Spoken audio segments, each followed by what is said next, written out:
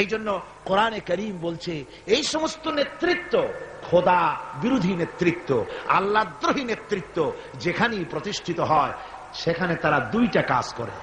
যেখানে ইসলাম থাকে না সেখানে তারা যদি ক্ষমতা দখল করে দুইটা কাজ করে। কয়টা কাজ?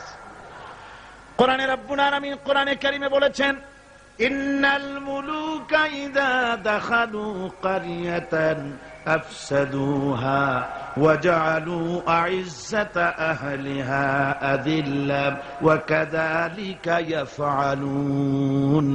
আল্লাহ রাব্বুল আলামিন বলেন, এই ধরনের লোকেরা যখন কোন জনপদের মধ্যে প্রবেশ করে, যাদের মন মগজের মধ্যে আল্লাহ নাই, রসুল নাই, দ্বীন নাই, ঈমান নাই, এই চরিত্রের লোকেরা যখন কোন দেশকে দখল করে বা ক্ষমতায় যায় তখন তারা দুই দফা কাজ করে। কয় দফা? দুই দফা কাজ করে। তার একটা দফা হলো তারা সেই সমাজের ভিতরে সম্মানিত লোকগুলিকে বেইজ্জত করে, লাঞ্ছিত করে, আর সমাজের ভিতরে ফাসাদ বরপা করে দেয়। বাস্তব কিনা বলে? এই বাস্তবতা কি সন তারিখ দিয়ে বুঝাই দেওয়া লাগবে আপনাদেরকে? মানুষেরা আল্লাহ রাব্বুল আলামিন সাফ করে বলছেন, এরা যখন ক্ষমতায় যায় দুই দফা কাজ করে। দেশের সম্মানিত লোকগুলিকে বেইজ্জত করে দেয়, তারা লাঞ্ছিত করে, আর সমাজের মধ্যে বিপর্যয় ফাসাদ সৃষ্টি করে দেয়।